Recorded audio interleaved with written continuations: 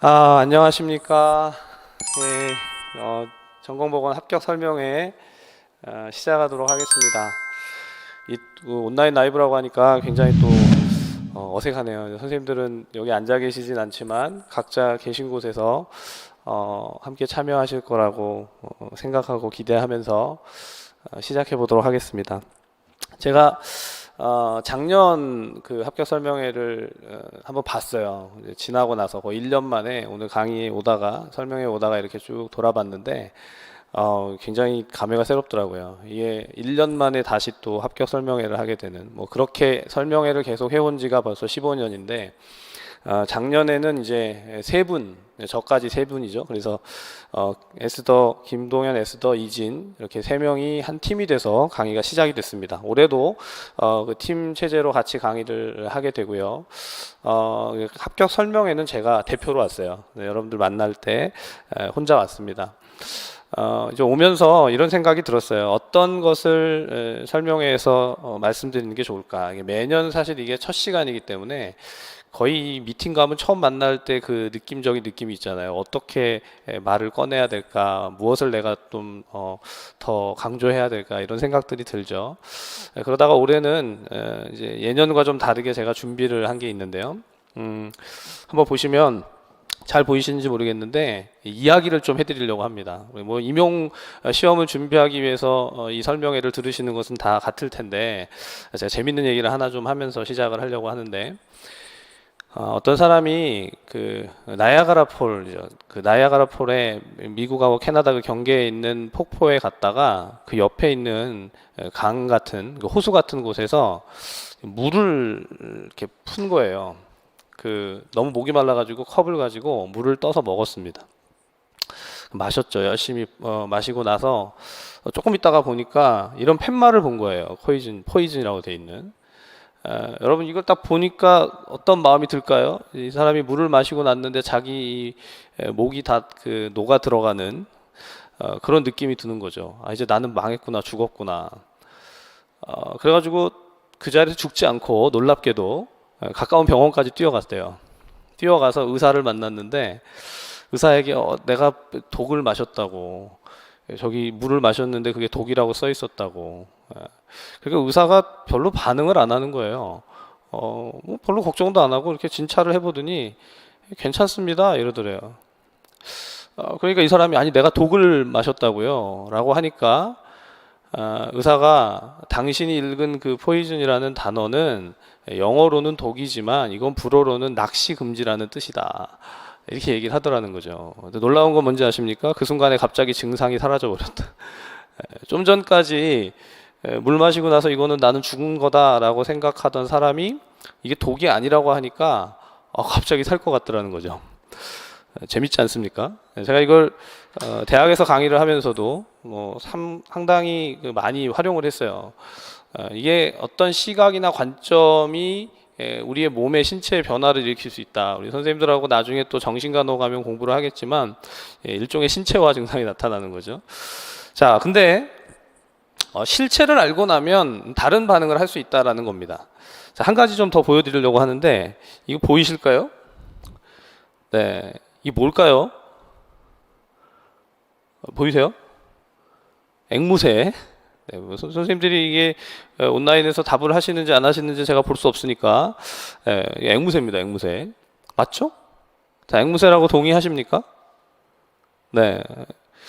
자, 근데 진짜 앵무새가 맞는가 제가 다음 슬라이드를 보여드릴 텐데 한번 보세요. 이게 뭐 하는 거냐면 사람 손으로 그림을 그리는 거예요. 자, 하나만 더 볼까요? 그리고 있는 사람이 이 사람이에요. 되게 이렇게 멋지게 그리고 있죠. 네, 이쯤 되면 이게 뭐 하는 건가 아실 수도 있을 것 같은데 제가 그 다음 슬라이드를 보여드리면 아마 하실 겁니다. 이 사람이에요, 사람. 사람에게 바디 페인팅을 해놓은 거죠. 그래서 다시 앞으로 돌아가 보겠습니다. 여기 보면 앵무새가 아니고 사람 발이고요. 여기 팔, 손, 무릎, 얼굴, 그리고 팔은 이렇게 하고 있는 거죠. 네, 이게 사실은 그 선생님들과 대면하고 앉아 있어서 얘기를 하면 오 정말 놀랍다. 제가 이제까지 이 그림을 보여드리고 나서 놀라지 않는 사람이 없었거든요. 이제 바디 페인팅을 해놓은 거였는데 이걸 처음에 알기 전까지는 진짜 이게 앵무새로 보이거든요. 근데 이제 막상 보고 나면 지금 제가 말씀드린 이게 사람이라는 것을 알고 나면 그러면 이걸 앵무새로 보는 사람은 있을까요, 없을까요? 네, 없습니다. 네, 여러분 제가 오늘 합격 설명회, 전공보건 합격 설명회를 시작하면서 왜 이런 그림을 가지고 선생님들에게 이야기하고 있는가? 네, 이유는 뭐냐면 느끼신 분들이 있겠지만 실체를 알고 나면 절대 이전 것으로 보이지 않습니다. 우리가 임용고시라는 시험을 준비하는데 이제 첫 시간에 오셨잖아요, 그렇죠? 이제 내가 한번 공부를 해보겠다. 내가 임용 시험으로 보건교사가 되겠다라는 그런 기대를 가지고 또 약간의 두려움과 긴장을 가지고 지금 온라인 라이브에 참여하실 텐데 물론 이전에 경험을 해보시고 이전에 도전을 해보신 분들도 있을 거예요. 하지만 처음 이걸 해본다고 하면 굉장히 그 눈에 보여지는 것이 전부인 것 같을 수 있는데요.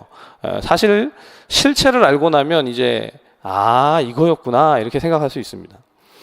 제가 지금부터 이제 설명회를 통해서 우리 선생님들하고 보건교사 임용시험은 이렇게 준비하면 되겠구나, 그렇게 하면 합격할 수 있겠구나, 이 확신을 좀 가질 수 있도록 짧은 시간이지만 같이 좀 진행을 해보려고 합니다. 자, 근데 제가 이 설명회를 준비하면서 이런 생각을 해봤어요. 선생님들이 정말 무엇이 가장 궁금할까? 무엇이 가장 궁금할까? 사실 이걸 질문을 다 받아볼 필요가 있죠. 항상 교육을 하면, 보건교육을 하게 되면 이 수강생들의 요구 또는 공부를 시작하는 사람들의 그런 욕구들, 니드가 있습니다. 어떤 니드를 가지고 시작하고 있는가? 제가 이 고민을 많이 해봤습니다. 합격 설명회라는 것은 사실 일방적으로 저희가 이렇게 준비했습니다, 여러분 따라오십시오 하는 것이지만 사실 같이 공부를 하실 선생님들이 어떤 생각으로 자리에 앉아 있고 또 무엇을 정말 요청하고 요구하는지를 알아야 할 필요가 있죠. 그래서 그 요구에 맞추어서 준비가 돼야 되는 게 그게 강의고, 그것이 정말 이 수험에 도움이 되는 조력이라고 생각을 합니다. 그래서 무엇이 궁금할까 생각을 해보니까요, 가장 궁금한 건 선생님들을 합격하는 데 있어서 이른바 효율성이 아닌가라는 생각이 들더라고요. 투입 대비 산출이 커야 되는 거죠. 내가 공부하는 시간 대비 가장 효과적이고 효율적일 수 있는, 가장 정말 베스트의 결과를 낼 수 있는 게 뭔가, 이게 결국은 선생님들이 가장 궁금해하는 것이 아닐까. 그러면서 합격을 하려면 어떤 것을 공부해야 되는지, 또 어떤 방식으로 해야 하는지, 무엇에 집중해야 하는지에 대한 생각들을 하실 것이다, 제가 그 생각이 들더라고요.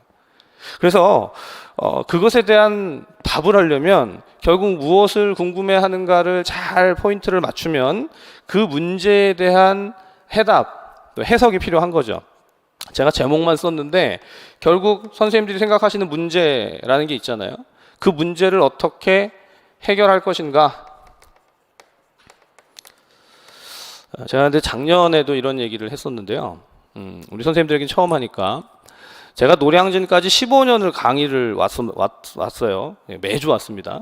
매주 뭐 한 번도 오고 두 번도 오고 그렇게 계속 왔는데, 올 때마다 어떤 때는 지하철을 타고 어떤 때는 차를 타고 옵니다. 그런데 차를 타고 오게 되면 내비게이션이 길을 인도해 주잖아요. 근데 항상 동일한 길로 인도하는 게 아니라 때때로는 전혀 다른 길을 가게 할 때가 있더라고요. 왜 그럴까요? 네, 선생님들 아시겠죠? 차량의 정체 상황이 다르기 때문에.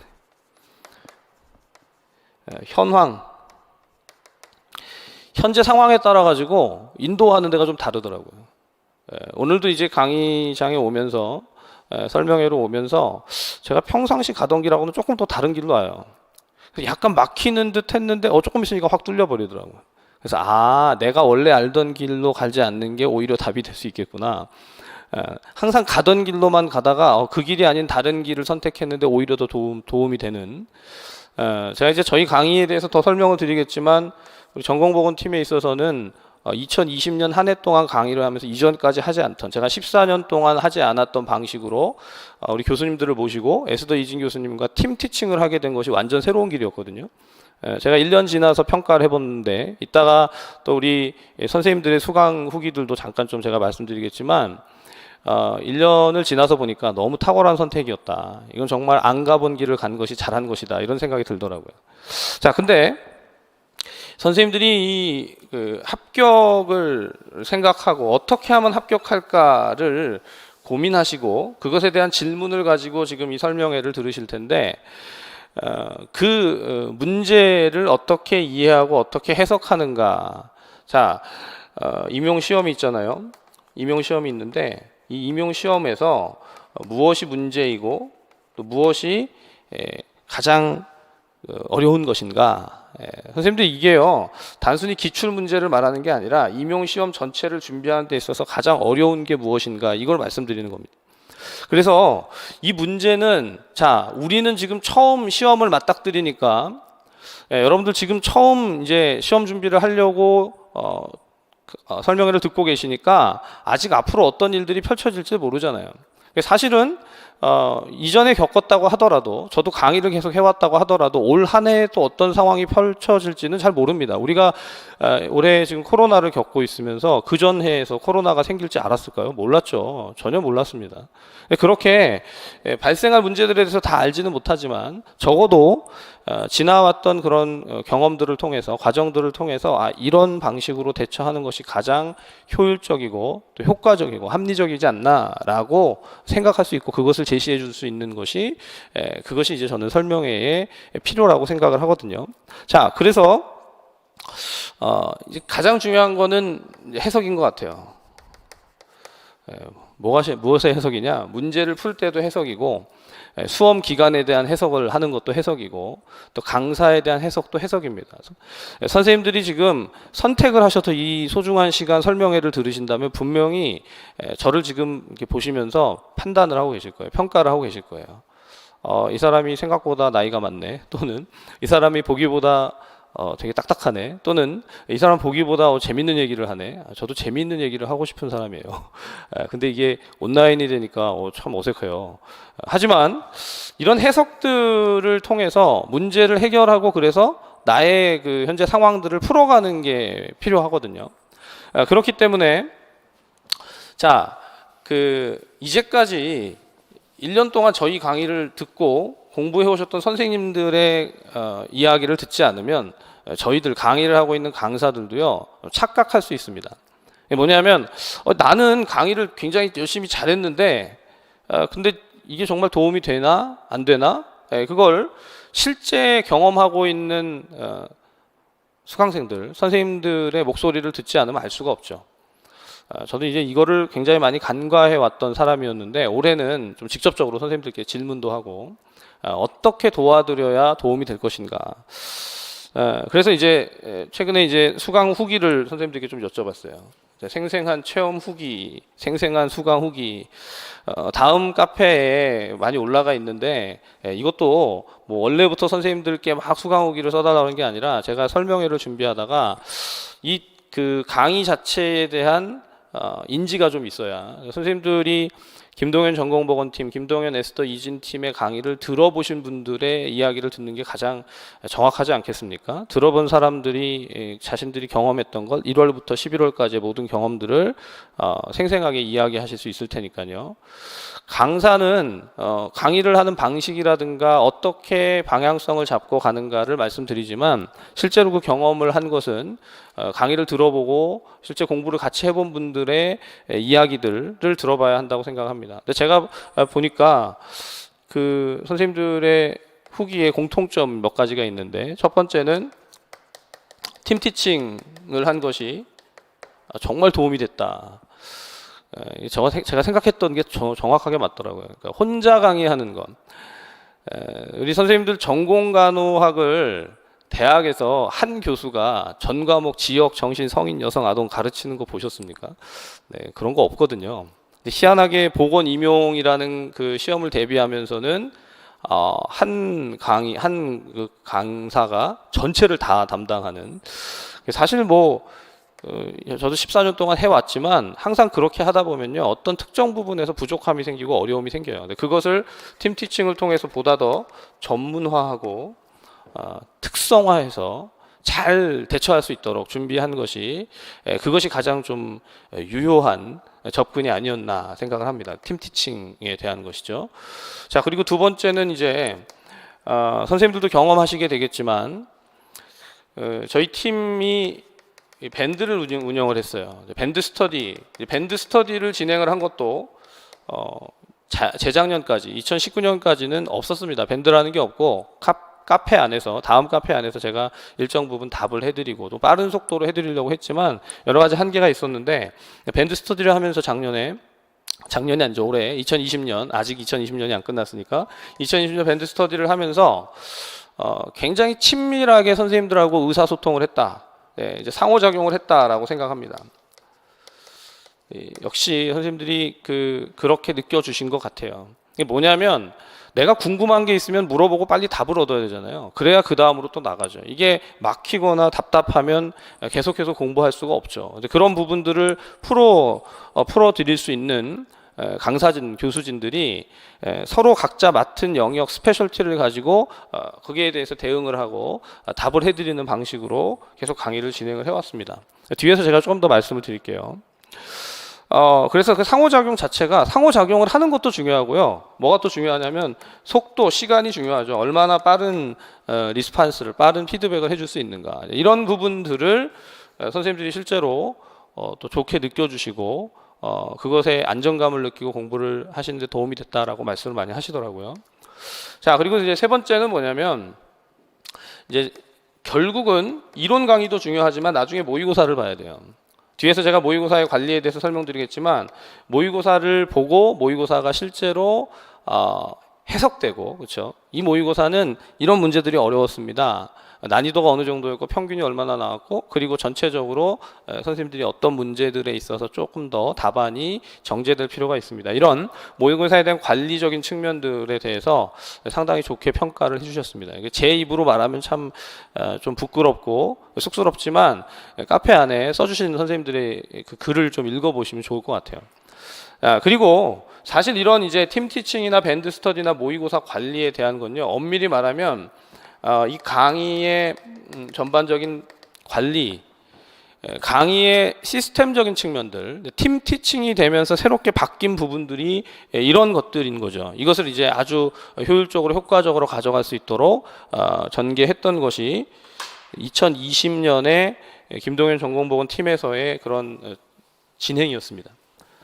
자, 이제 제가 감동받았던 수기들 중에 선생님 이 강의를 통해서 세 분이 정말 열정적으로 우리를 가르쳐 주셨고 그리고 무엇보다 이게 코로나기 때문에 여러분들 지금도 온라인 강의를 하잖아요. 근데 직강 인강의 그런 그 강의의 세팅들 이전에는 직접 와서 앉아 계시면 거기서 이제 강의를 진행을 하고 인강으로 부득이하게 듣는 경우가 있었다면 이제는 직인강의 구별이 좀 쉽지 않은 직강에서 강의를 듣거나 인강에서 강의를 듣거나 두 가지가 분리된 개념이 아니라 거의 같은 통합된 그런 접근을 해야 된다고 보거든요. 그래서 여러분들이 비록 코로나의 상황에서 격리가 되고 우리가 이제 방역 단계가 올라가서 한 자리에서 강의를 못 듣고 공부하지 못한다 할지라도 어디에 있든지 여기 같이 있는 것과 똑같이 직강에 있는 것과 같은 그런 느낌으로 공부할 수 있는 게 필요하겠다. 그것을 실제로 맞춰갈 수 있는 접근이었다라고 평가를 하셨고 그게 참 역시 그게 제일 중요하겠구나. 선생님들에게 직접적인 도움을 줄 수 있는 그런 접근을 해야겠구나라는 생각을 하게 됐습니다. 근데 보다 중요한 건 사실은 이런 시스템보다 보다 중요한 건 뭘까요? 사실은 여러분 내용이에요, 내용. 자, 정말 전공보건의 강의를 김동현 전공보건팀의 강의를 듣고 이 강의 안에 들어가는 이론이나 여러 가지 내용들 또 문제풀이 등을 통해서 실제 시험에 얼마나 적중을 하고 또 얼마나 유효하게 시험에 대비가 됐는가.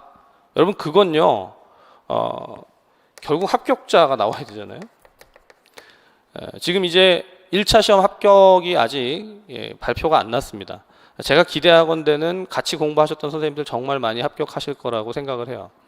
이게 그냥 단순히 그냥 합격했으면 좋겠습니다의 수준이 아니고 진짜 많이 합격하실 거라고 그렇게 믿고 있습니다. 이유는 뭘까요? 이제까지 같이 공부했던 내용들, 모의고사에서 다뤘던 것들, 그런 것들이 정말 다각도로 녹아서 문제에 출제가 됐기 때문에, 저는 그렇지만 이제 오늘 설명회에서는 여러분들 지금 같이 수업을 듣는, 이제 설명회를 듣는 분들은 이전에 시험에 출제된 게 중요한 게 아니고 앞으로 시험이 출제될 방향과, 그죠? 어떻게 이 시험이 흘러갈 것인가, 그것에 대한 전략이 중요한 거지, 기존에 출제된 것에 그런 데이터라든가 방식들이 지금 막 공부돼야 되는 게 아니거든요. 그래서 제가 그 준비는 많이 하지 않았습니다. 뭐 적중이 몇 %가 됐다, 문제가 얼마나 맞췄다, 내가 이건 이전에 이렇게 냈다, 그런 얘기들은요 하지 않았어요. 물론 그게 중요하지 않다는 것이 아니라 많은 부분들, 다루었던 문제들, 모의고사 안에서 우리가 공부했던 것 안에서 출제가 됐기 때문에 충분히 선생님들이 좋은 성적을 거둘 수 있는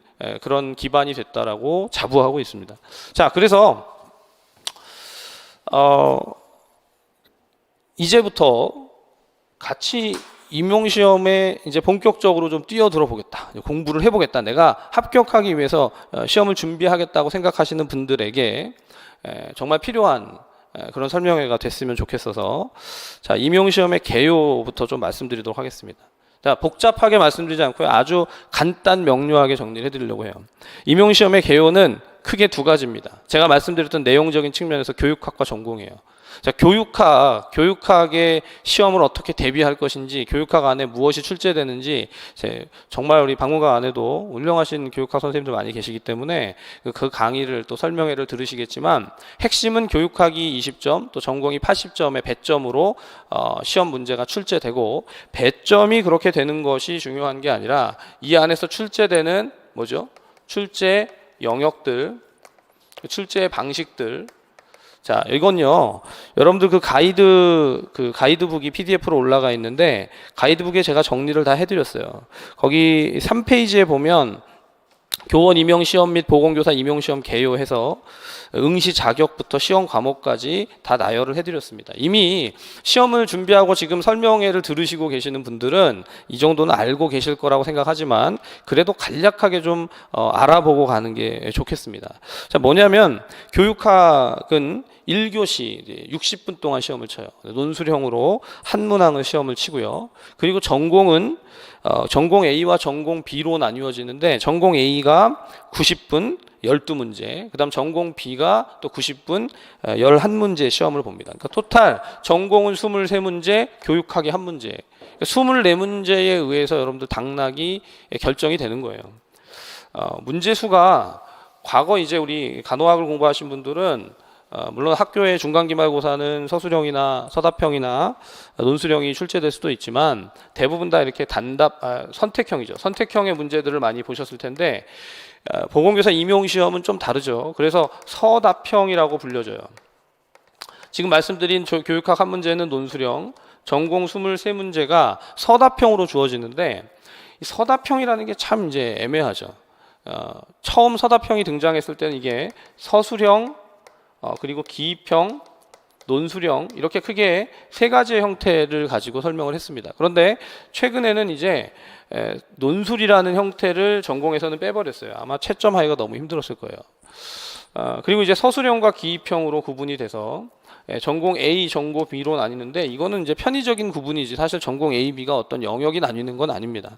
자, 그래서 서술형과 기입형의 형태로 구성되어 있는 문제를 풀고, 그러면 전공 교육학이 20점, 전공이 80점 합치면 100점이죠. 그래서 100점 만점으로 점수를 환산해서 이제 커트라인이 정해집니다. 근데 매년 이 컷이 얼마나 되느냐, 이것에 대해서 관심이 많아요. 여러분들도 아마 올해 공부를 하고 나면 이제 마지막에 커트라인에 이제 어떻게 커트라인보다 내가 몇 점 높았다, 커트라인에 걸렸다, 그래서 그 위에서 한 몇 점 차이로 합격했다, 가급적이면 높은 점수를 받는 게 좋겠죠. 그런데 이 컷라인이라는 게요, 항상 매년 너무 여러 가지 요인들에 의해서 달라집니다. 그걸 뭐 우리가 딱 정해서 얘기할 수 없고, 지난해의 기준이라든가 이제까지의 컷라인이 어느 정도 됐다, 여러분 그게 의미가 없어요. 그러니까 그런 것에는 너무 신경 쓰지 않으시고 그냥 해당되는 전공 영역의 학습을 충실하게 해가면 좋겠습니다. 그런데 한 가지는 생각해 두시는 게 좋아요. 이 전공 A, 전공 B로 나누어지는 서답형 시험에 전공 A가 40점, 전공 B가 40점으로 합하면 80점이죠. 그럼 보통 80점의 절반이면 40점 정도 되잖아요. 이제 과락은 80점에 40%니까 32점까지고 32점은 넘어야 되고 40점 정도, 그러니까 절반 정도를 맞춘다라고 생각하면 교육학 점수랑 합쳐져서 그것이 이제 합격선이 되는 경우들이 꽤 있습니다. 이게 물론 시험마다 좀 다르고 지역마다 다르지만 그러니까 절반 이상을 맞춘다라고 생각하고 공부를 하면 굉장히 좀 자유롭고 여유롭죠. 여러분들 우리가 시험을 보면 항상 만점을 맞거나 뭐 한두 개 틀리거나 이렇게 생각을 하는데 보건임용시험은 좀 차원이 다릅니다. 여러분들 같이 공부하면서 또 느껴보시겠지만 그런 이제 시험 과목에 있어서의 점수 배점들 그리고 그 전체의 그 점수를 어느 정도 맞아야 하는지 그것을 제가 말씀을 드린 거고요. 자, 그리고 이제 4페이지에 가보시면 합격자의 결정이 있습니다. 합격자의 결정은 1차 시험에서 교육학과 전공 점수를 합산했을 때 점수가 높은 사람이 합격하게 되고 최종 합격은 이게 되게 중요한데 지금도 많은 우리 1차 시험 보신 선생님들이 2차 시험을 대비하고 있어요. 2차 면접을 대비하고 있는데 심층 면접을 1차 시험이 100점 만점이 100점이죠. 2차 시험 면접이 100점이에요. 그럼 여러분 이게 1차에서 컷라인을 넘어서 합격을 하면 그 다음에 2차 시험의 점수 100점이 그냥 독립적으로 합산이 됩니다. 그래서 1차 시험과 2차 시험 점수가 각각 100점으로 합산이 되기 때문에 이게 무슨 얘기냐면 전공과 교육학을 잘 공부해야 되고 면접 준비도 정말 치열하게 해야 됩니다. 지금 올해 시험 보신 선생님들, 지금 우리 같이 공부했던 선생님들이 열심히 면접 준비를 하고 있어요. 면접 준비를 하는 것이 참 이전보다 1차 시험 준비보다 더 어렵다고들 하십니다. 근데 제가 이제 가이드를 잘 해드릴 거고요. 자, 그래서 이 두 가지가 합산이 돼서 합격자가 결정이 되게 된다. 거기 4페이지에 보면 1차 시험 및 2차 시험 성적을 각각 100점 만점으로 합산한 점수가 높은 사람부터 차례로 결정을 한다. 그게 이제 합격자의 결정입니다. 우리 지금 설명회를 드신 선생님들 모두 이 합격자로 결정되기를 바랍니다. 저는 그 마음으로 지금 설명회를 진행을 하는 거예요.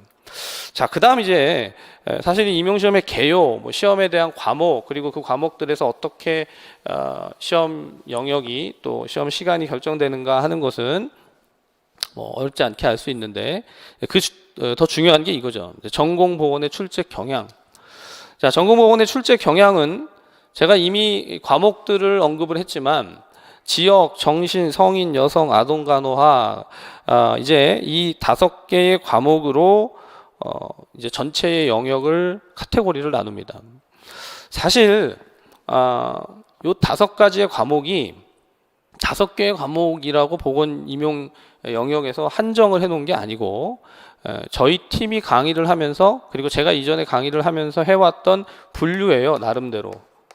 근데 제가 지금 보니까 올해 시험도 마찬가지고 지난 시험들 최근에 한 5년에서 10년까지 시험을 종합해 보면 이런 분류는 매우 타당한 것 같습니다. 이제 선생님들이 공부를 하시다 보면 사실 지역사회 간호학이라는 것 안에 들어가 보면 학교보건이라는 영역이 있고 또 보건교육이라는 영역이 있고 뭐 이런 영역들이 추가돼 있잖아요. 그리고 또 정신간호학은 따로 분류가 되지만 성인간호학 이외에 노인간호라든가 응급간호라든가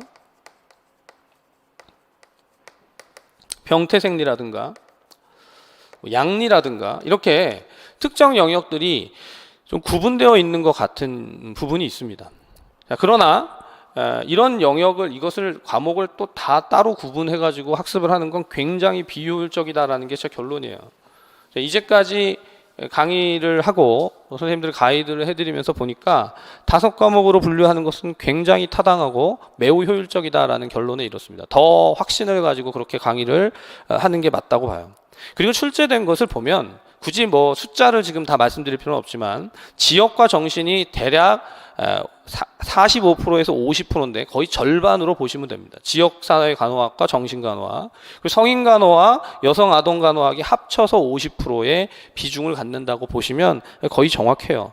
다만 제가 오늘 설명에서 한 가지 중요한 것을 말씀드릴 텐데, 거기 5페이지에 보시면 여러분들 자료에 5페이지에 보시면 보건교사 평가 영역 및 평가 내용 요소라고 되어 있는 게 있습니다.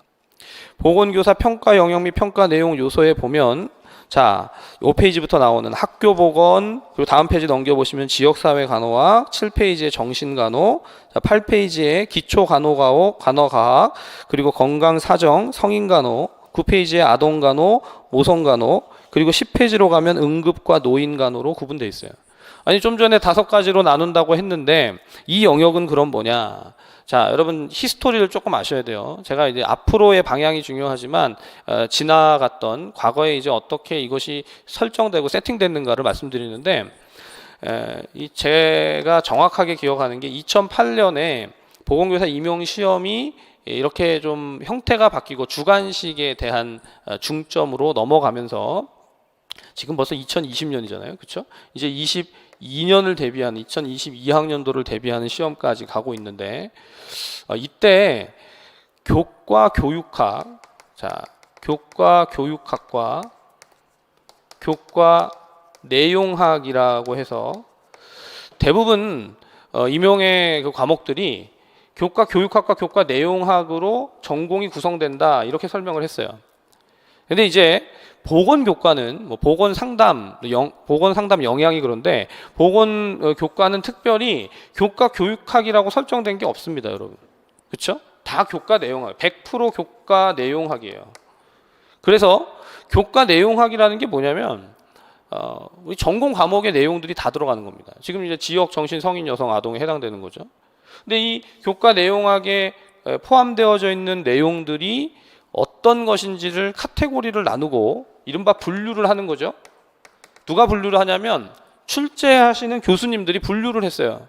그래서 이 과목에서는 이 정도의 내용을 알아야 할 것이다.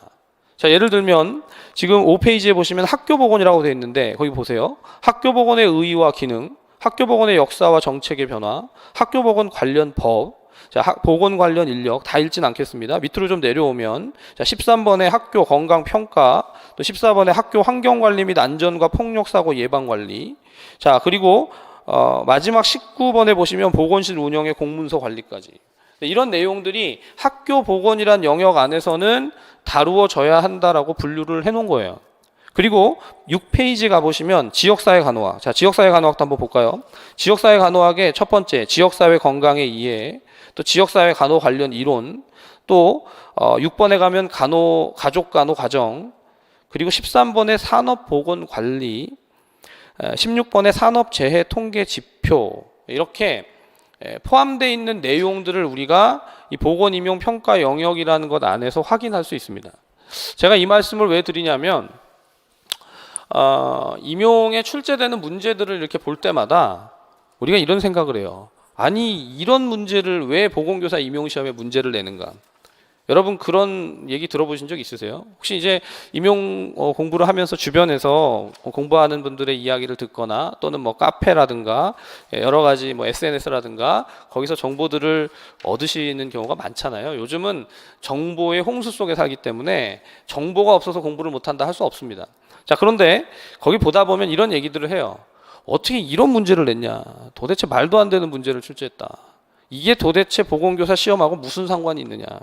이렇게 성토할 때가 많습니다. 제가 매년 저도 이제 그것을 보면서 문제를 보면서 이 문제는 좀 잘못 냈는데 이렇게 생각되는 것들이 있어요.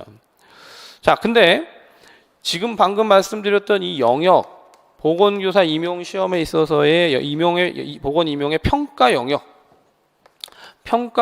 안에 들어가 보면 여러분 놀랍게도 시험에 출제되는 모든 내용들이 평가 영역 안에 포함되어져 있어요.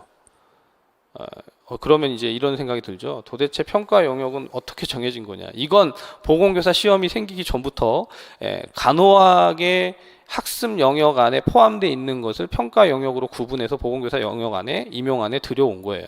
자, 그렇기 때문에 각 그 대학에서 간호학을 가르치는 방식, 각 대학에서 지역사회간호학, 정신간호학, 성인간호학, 여성간호학, 아동간호학을 어떻게 분류하고 강의하는가에 대한 기본적인 지식이 있어야 될 것이고, 그리고 대비를 하려면 두 번째는 이것을 어떤 방식으로 가르치는가도 중요한데, 출제진들은 누구죠? 출제진은 노량진에 있는 임용 강사들이 아닙니다. 누가 출제를 하냐면 대학의 교수님들이 출제를 해요. 대학의 교수님들이 출제를 하니까, 자, 여러분들 이제 어떤 그 괴리가 있냐면, 학교 현장에 있는 보건교사들의 상황이나 그 환경이나 이런 것을 고려하기보다 본인들이 가르쳤던 것과 간호학 안에서 세팅되어 있는 것들을 현재의 흐름에, 트렌드에 맞추어서 출제할 가능성이 굉장히 큽니다. 자, 그러다 보니까 이게 괴리가 있어요. 괴리가 학교 현장이라. 물론 이제 현장에 계신 분들이 출제에 관여해서 들어가시는 경우들이 있지만 결국은 이제 영향을 받는단 말이에요. 출제위원장으로 들어가는 분에게. 자, 그래서 이런 이제 관련들을 생각을 해보면 각각의 과목이 어떤 것을 정말 중요하게 생각하는지, 자, 이른바 과목별 핵심 포인트, 트렌드, 이런 것들을 좀 알아야 합니다. 이건 보건교사의 경험을 해본 것도 중요하지만, 그렇죠? 저도 이제 보건교사를 했었는데 그것보다 더 중요한 게요, 현재 지금 이루어지고 있는 학교보건과 특별히 간호학과의 그 접점 안에서의 트렌드를 살펴야 돼요.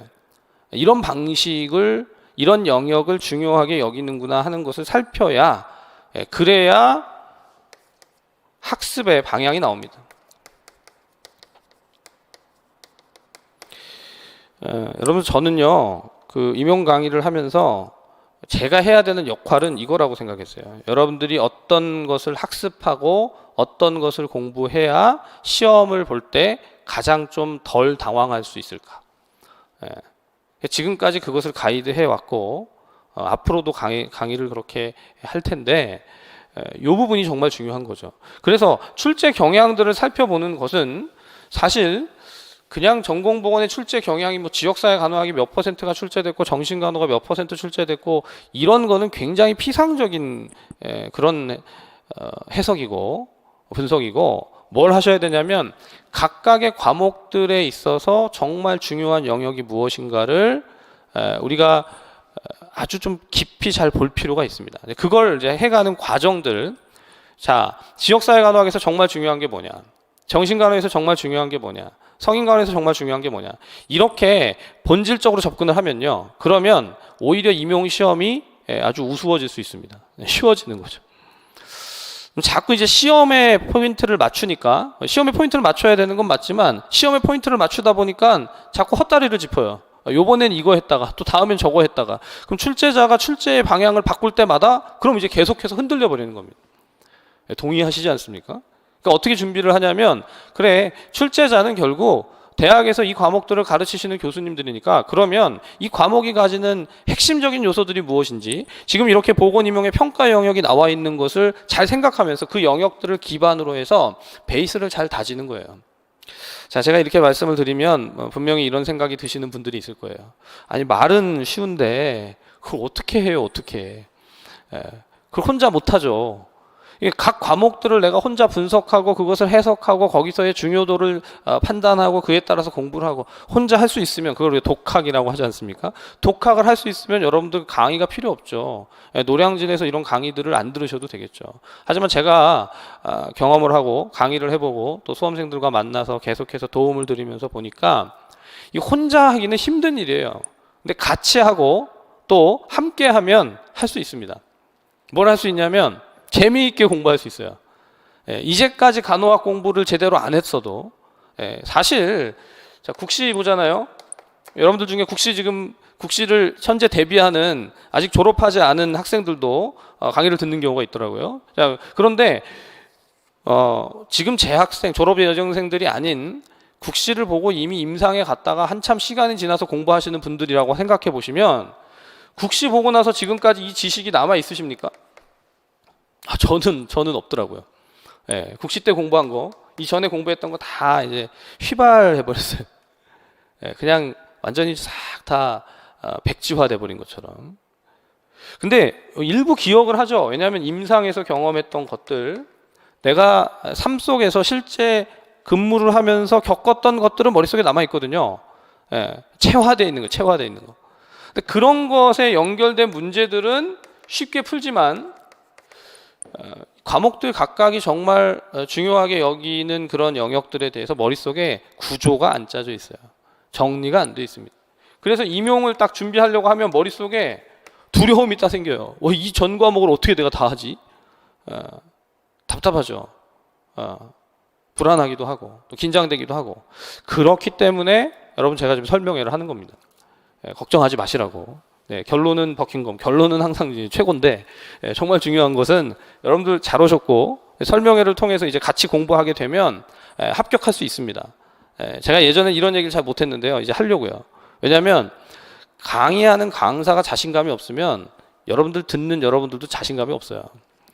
제가 이제 자신 없이 이렇게 하면 될 수도 있고요, 안 될 수도 있고요, 그냥 맞는 것 같기도 하고요, 아닌 것 같기도 하고요. 여러분들 강의를 하다가 제가 이게 맞는지 틀린지 저도 잘 모르겠어요. 이러면 여러분들 강의 들으실 수 있겠습니까? 못 듣죠. 그런 것처럼 지금부터 이제 말씀드릴 게 이 올 한 해 어떻게 강의를 해갈 것인가, 작년 지나간 시간들을 물론 중요하고 좋은 것들을 찾아서 활용을 하지만 또 새롭게 세팅되는 부분이 있으니까 제가 설명을 상세하게 드릴 겁니다.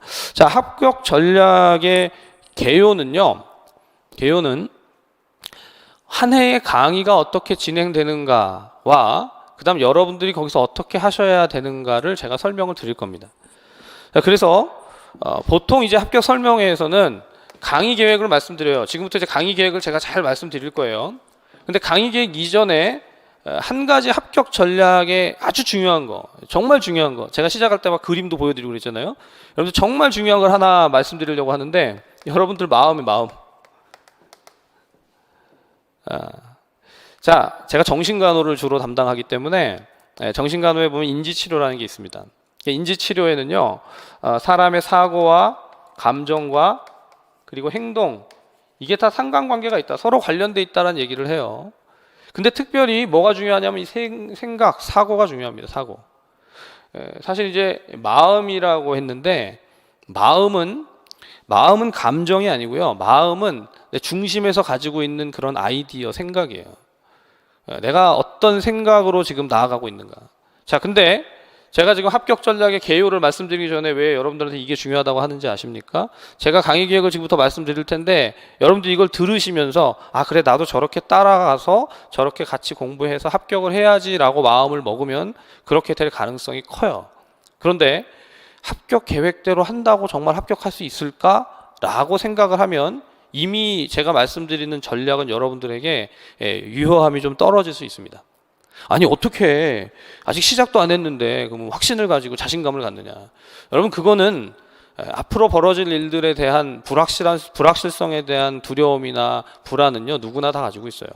만약에 저도 그런 것이 없다고 하면 말이 안 되죠. 한 치 앞을 모르는데요, 사람이.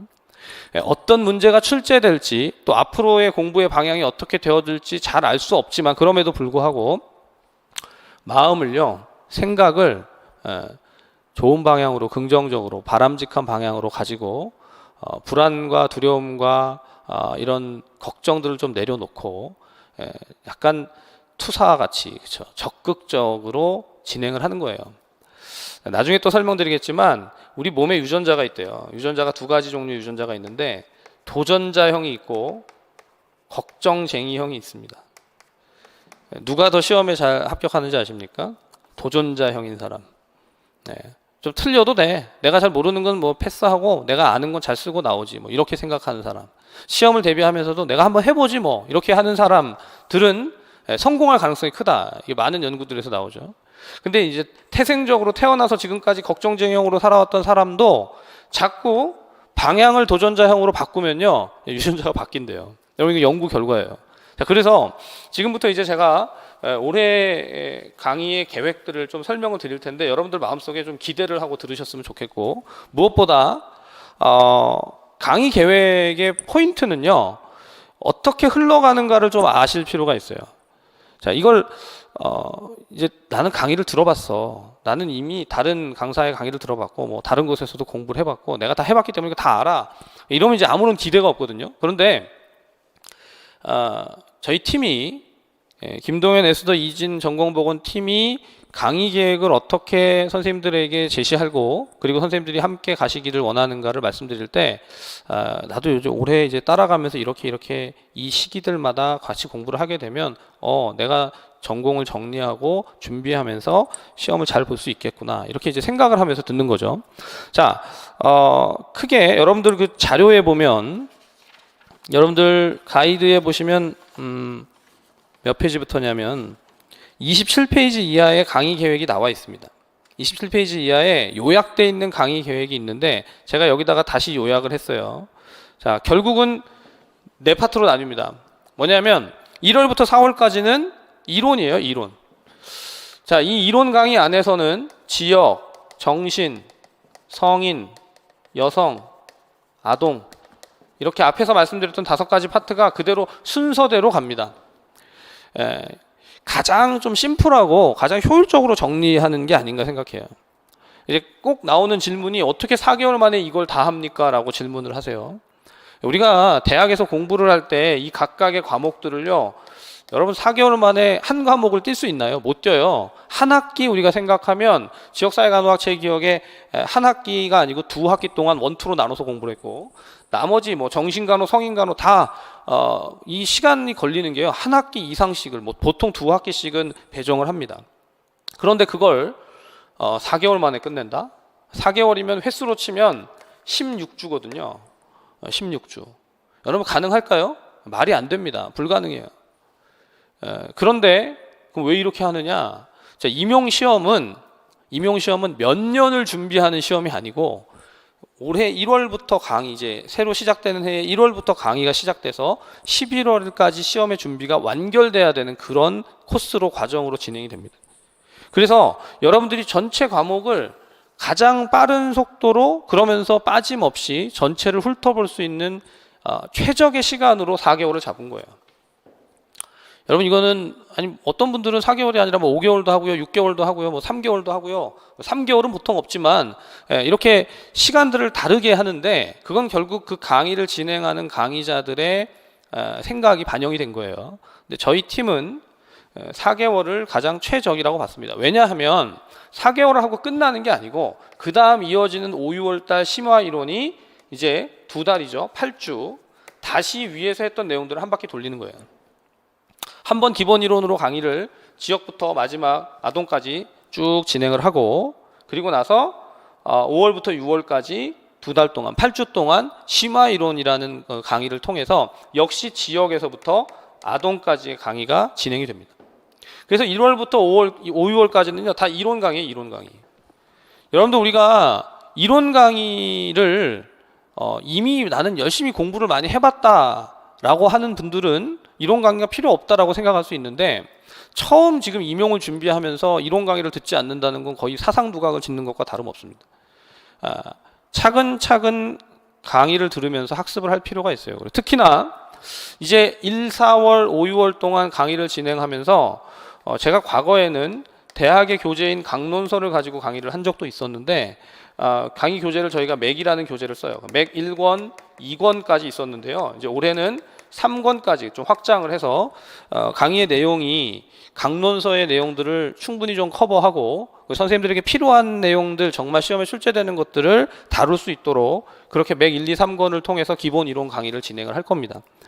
자, 그래서 그 강의 교재에 관련된 것은 뒤에 또 페이지에 들어가 있는데 35페이지에 가보시면 관련된 강의 교재로서 맥 1, 2, 3권을 가지고 기본 이론서로 활용을 한다라고 했는데 이 맥 1, 2, 3권이 결국 여러분들의 뭐가 되냐면 일종의 프레임이 되는 거죠.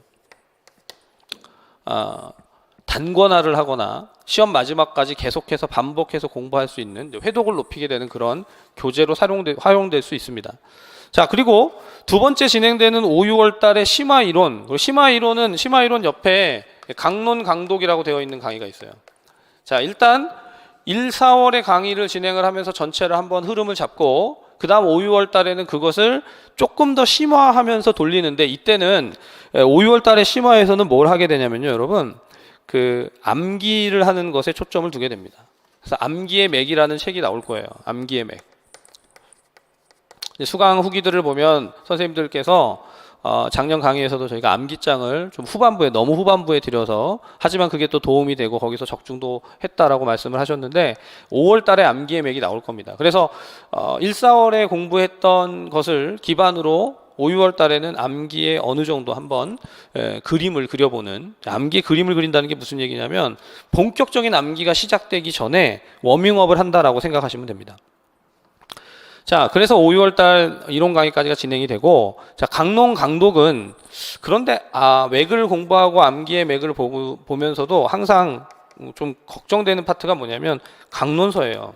제가 앞에서 말씀드렸지만 출제진인 교수님들은 자신들이 집필한 책들 또는 대학에서 사용되는 책들에 대해서 신뢰도가 많이 높아요.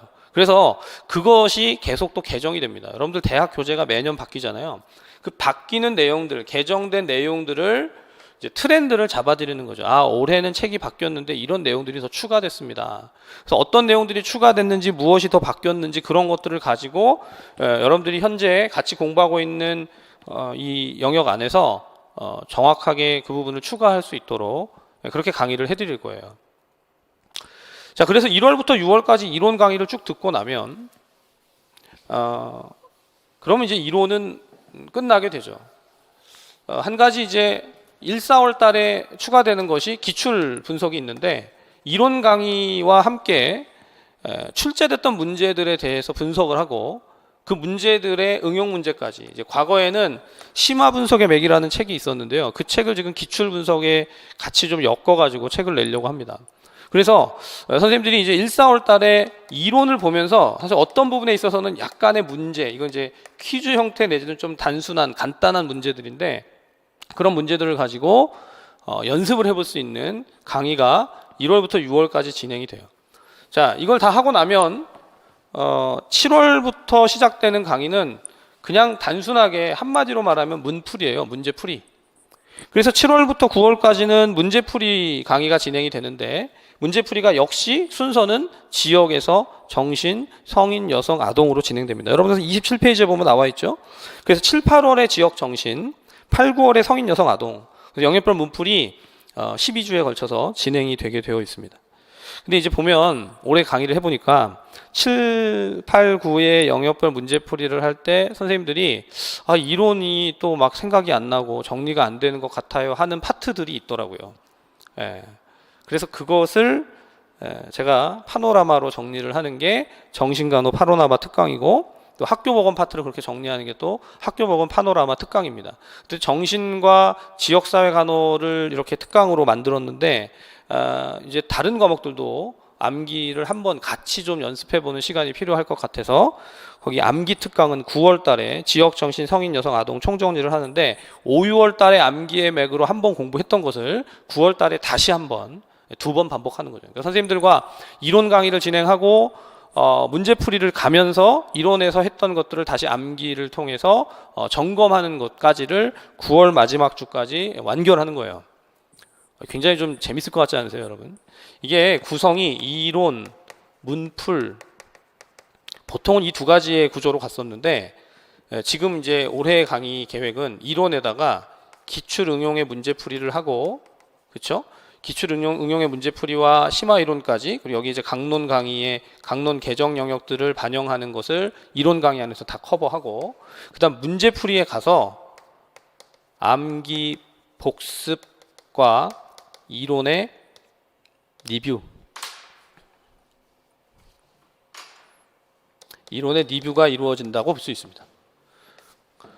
그러니까 과거에는 이론과 문풀 두 파트로 나뉘던 게 이제 세 파트로 나뉘는 거예요. 이론과 문풀 정리하고 나면 이제 몇 월이죠? 10월이에요. 10월에서 11월까지 뭘 하냐면 모의고사.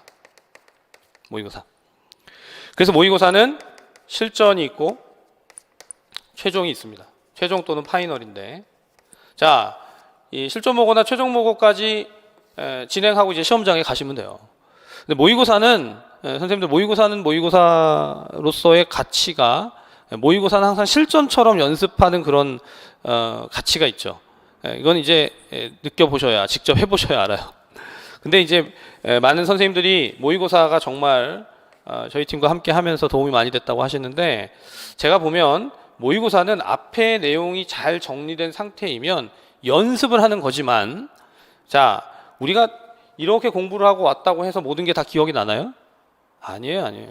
반복을 하게 됩니다. 1, 4월에 했던 것을 5, 6월에 반복하고 5, 6월에 했던 것을 7, 8, 9에 반복하고 그걸 다시 반복하는데, 이제는 조금 더 인출을 해낼 수 있고 머릿속에 입력되어 있는 것들을 뽑아서 연습할 수 있도록 하는 그 문제들을 통해서 연습하는 게 모의고사거든요.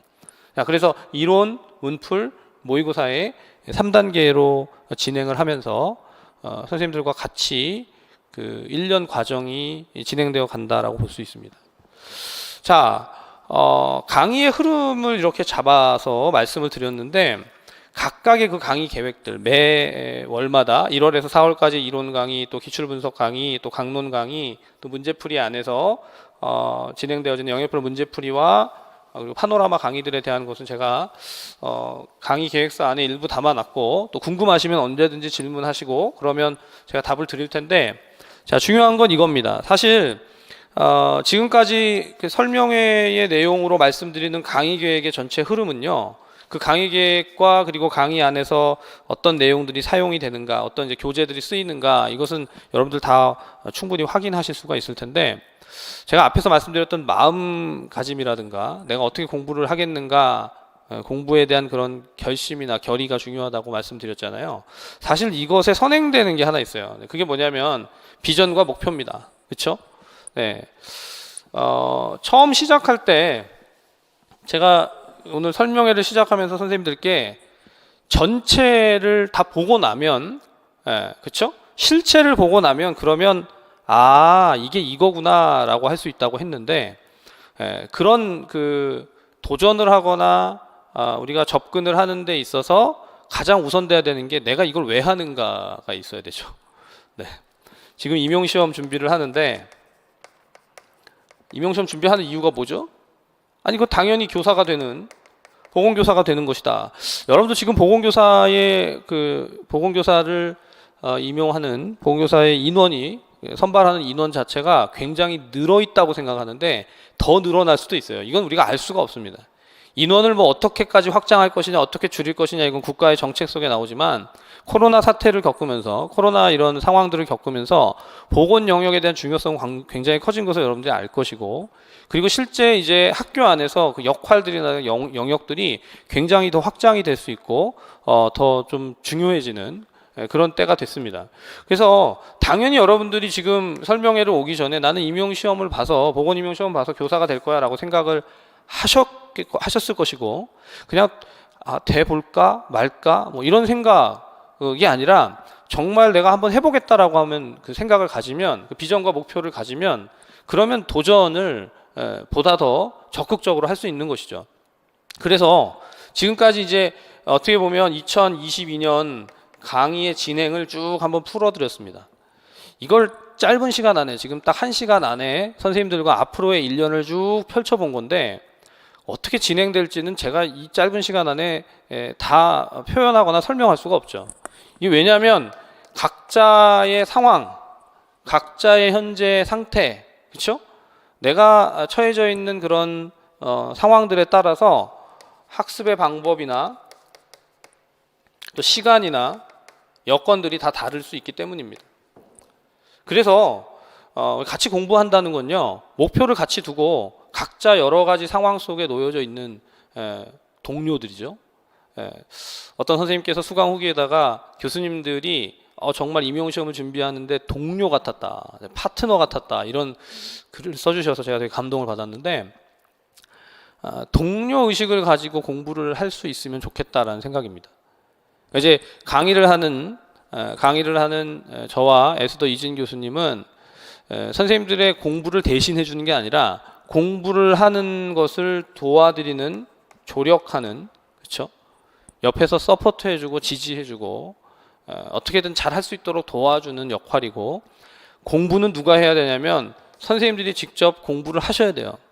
그러니까 내가 정말 열심히 하겠다라는 생각을 하면, 그러면 하늘이 스스로 돕는 자를 돕는다 그러잖아요. 내가 정말 열심히 하겠다고 생각하면 옆에서 돕는 이들이 나올 겁니다. 특별히 강의와 관련해서는 저희가 열심히 도울 거예요. 최선을 다해서 도울 겁니다. 제가 작년 설명회의 그 영상을 보니까 작년 이맘때 그 교수님들이 약간 몸이 약하셨어요. 저도 좀 건강이 안 좋았는데 코로나의 상황이 되니까 오히려 더 건강해진 것 같아요. 마스크를 항상 쓰고 다니고, 과거에는 호흡기가 좀 좋지 않았는데 오히려 더 호흡기가 건강해진 것 같은 것을 느낍니다. 물론 이제 저희들도 각자의 삶이 있고 가정이 있고 자녀가 있고, 저희 아이는 이번에 고3이라 시험을 봤거든요. 이진 교수님도 마찬가지고, 에스더 교수님도. 근데 우리가 각자의 그런 상황들이 다 있잖아요. 정말 뭐 다 설명할 수 없습니다. 가정에서는 아버지일 수도 있고 엄마일 수도 있고, 그렇죠? 또 집에 자녀일 수도 있고, 여러 가지 상황들이 있는데 그 상황 속에서 공부를 하고 같이 이렇게 목표를 향해서 간다는 게, 만약 이게 다 동떨어져 있는 거면요 정말 힘들어요. 근데 이제 연합이 되고 하나가 돼서 한번 가봅시다, 열심히 해봅시다. 그래서 제가 이 밴드라는 용어가 참 좋더라고요. 밴드를 원래 만든 사람이 그런 의미로 만들었는지 모르겠지만 묶어주잖아요. 묶어주죠. 선생님들이 이제 공부를 시작하겠다, 내가 이 설명회를 듣고, 또는 이미 그런 결정을 하시고 설명회를 들어오셨을 수도 있는데, 내가 강의를 듣겠다, 내가 임용 시험을 보겠다라고 생각할 때 이걸 막막하게 어떻게 해가지가 아니고, 이걸 이제까지 계속 지도해 왔고 또 같이 조력해 오면서 동료의식을 가지고 해왔던 교수님들이 계시니까 내가 같이 한번 해보겠다, 이런 생각을 가지면요 밴드로 묶여지는 거예요. 그렇게 돼서 같이 가는 거죠. 자, 그렇게 가게 되면 여러분들이 앞으로 겪게 되는 상황 속에서 저희가 도울 수 있는 최선을 다해서 도울 겁니다. 그러니까 무엇을 도울 것이냐, 강사는 강의를 잘해야 될 거 아니냐, 당연하죠. 강의에 대한 부분, 여러분들에게 정확한 강의, 정말 가장 최적화된 그런 수험에 필요한 내용들을 전달하도록 노력할 것이고, 부족한 것이 있으면 계속해서 보완할 것이고, 그리고 문제를 출제하는, 문제를 만들고 문제를 풀이하고 또 선생님들에게 답안을 피드백해드리는 모든 과정들, 그리고 이제 밴드 안에서 Q&A를 하거나 선생님들과 같이 함께 웃고 함께 운다고 제가 썼는데요. 이게 사실 수험생들에게 함께 울고 함께 웃자라고 얘기하면요, 그게 강사가 그게 가능할까? 이런 생각을 하실 수도 있는데, 저는 그게 가능해야 된다고 생각합니다. 우리가 다 사람이니까. 우리가 단순히 그냥 목적을 위해서 같이 모여서 프로젝트 팀처럼 모여서 목적 달성하고 해산하고 이런 게 아니라요, 굉장히 좋은 릴레이션으로, 우리 다 간호사잖아요, 그죠? 간호사들이 같이 보건교사가 되겠다라는 그런 목표를 가지고 열심히 이 과정 속에서 함께 달리고, 그죠? 가다가 보면요 울 때가 있어요. 선생님들하고 같이 울고 웃은 때가 많이 있는데 힘드니까 울어요.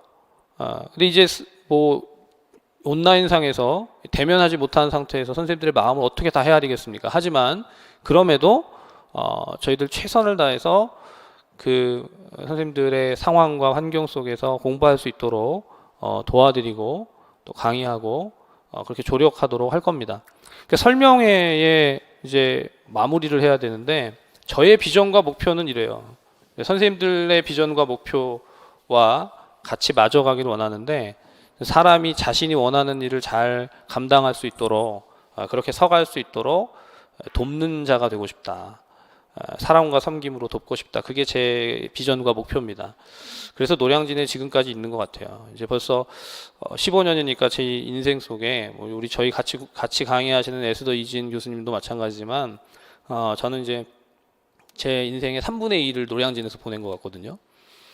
그래서 이제 올 한 해를 또 준비를 하면서 이제 새로운 세팅, 새로운 상황, 또 무엇보다 새로운 마음을 가지고 시작하시는 선생님들과 같이 또 뛰어볼 생각을 하니까요 마음이 뜁니다. 가슴이 뛰어요. 이거 되게 신나는 일이고, 그러면서 저도 이 사람이니까 두렵고 떨림이 있죠. 하지만 선생님들보다 한 발 앞에서 같이 갈 수 있도록 계속 끌어들이고, 그렇죠? 또 잘 못 가면 뒤에서 밀고, 그렇게 강의를 진행해 가려고 합니다. 가이드를 읽어보시면서 궁금한 게 있으시면 언제든지 카페를 통해서 또 학원을 통해서 말씀해 주시면 좋겠고요. 오늘 에스더 이진 교수님이 함께 하시지 못했지만 저랑 같은 마음으로 아마 선생님들을 기다리시고 그렇게 준비하고 있을 겁니다. 이제 곧 1월에 강의가 시작되게 되는데, 강의 시작이 되면 개강을 하면 또 강의를 통해서 만나 뵙도록 하고 그때까지 선생님들 건강하시고 화이팅 하시기를 바랍니다. 오늘 설명회는 여기까지 진행하겠습니다. 수고하셨습니다.